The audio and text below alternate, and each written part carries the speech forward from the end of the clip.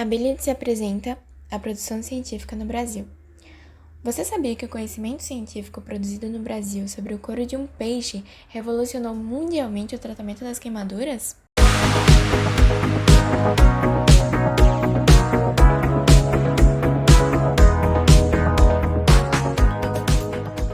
Até pouco tempo atrás, o tratamento de queimaduras era feito principalmente com ataduras e um creme com efeito de 24 horas.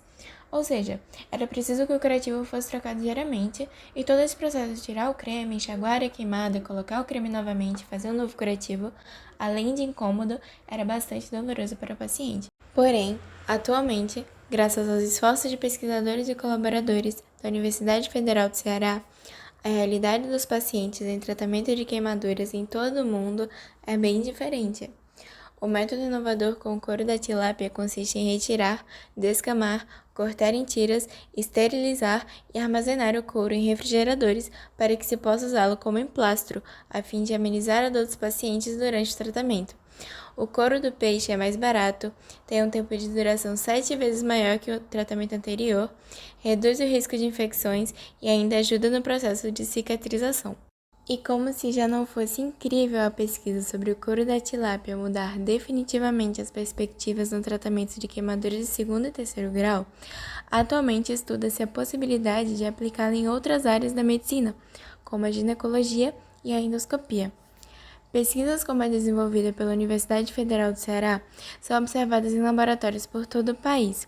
O potencial dos pesquisadores brasileiros é enorme, e mesmo ante tantas dificuldades enfrentadas, não raramente se tem notícia de um novo achado ou um novo avanço. A ciência brasileira ajuda a melhorar diversas áreas todos os dias. E tudo isso graças ao conhecimento científico produzido principalmente nas universidades públicas do nosso país. Mas você sabe a diferença entre o conhecimento científico e o método científico? O conhecimento científico é o nome dado ao saber produzido por meio do método científico. Já o método científico é o roteiro preciso utilizado pelos cientistas do mundo para alcançar uma ciência concreta e diferenciá-la do senso comum. Mas o que vamos ter exatamente dentro do método científico? Bom, no método científico, nós temos um conjunto de técnicas e procedimentos lógicos que permitem o alcance das relações causais entre os diversos fenômenos. Inicialmente, ocorre a observação dos fatos, que pode ocorrer de forma causal ou espontânea. Então, o cientista encontra algo que o intriga e deseja descobrir por que aquilo acontece. É mais ou menos assim que a ciência se inicia. Em seguida, ocorre a formulação de hipóteses. Nessa fase, o cientista propõe uma relação causal para explicar o fenômeno observado, que será testada posteriormente. Já na experimentação, que constitui a terceira etapa do método científico, o cientista realiza experimentos para comprovar a sua hipótese. Se essa hipótese é realmente comprovada, tem-se então uma lei.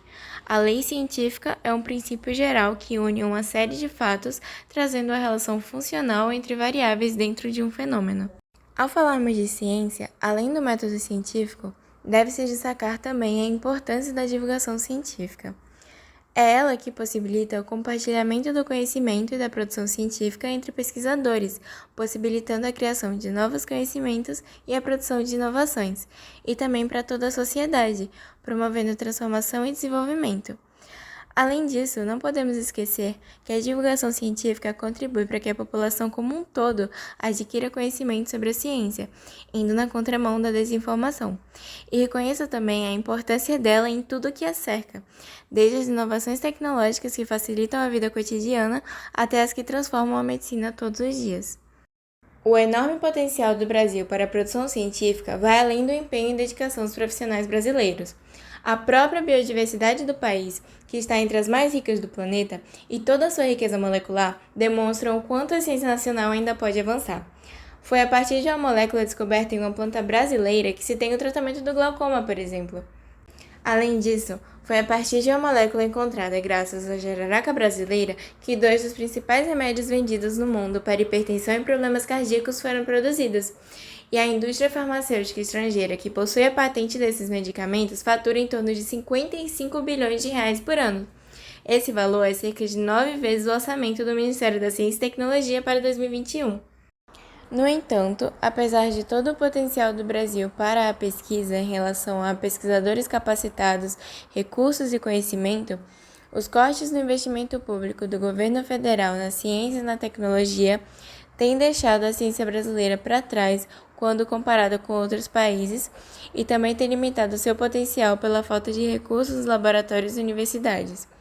Os dados do Sistema Integrado de Planejamento e Orçamento, CIOP, mostram que, em 2013, ano anterior ao início dos cortes na ciência, foram designados 15,4 bilhões de reais para a área pelo governo federal.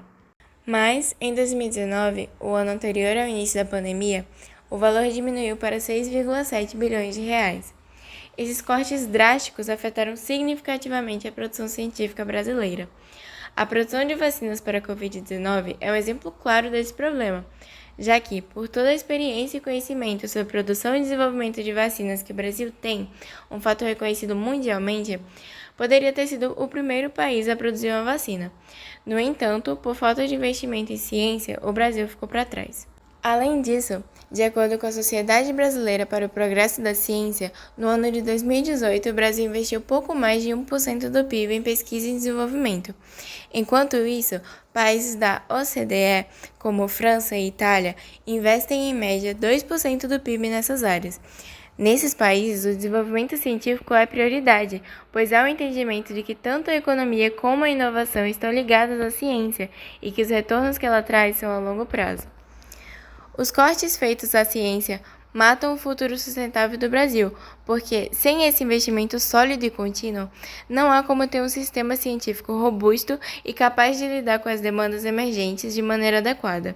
O investimento na ciência e na pesquisa traz retorno ao país e à sociedade como um todo, por isso a defesa e a valorização da ciência são necessárias para que o país cresça cada vez mais. Curtiu o conteúdo? Deixe sua opinião, sugestões ou dúvidas nos comentários e até a próxima!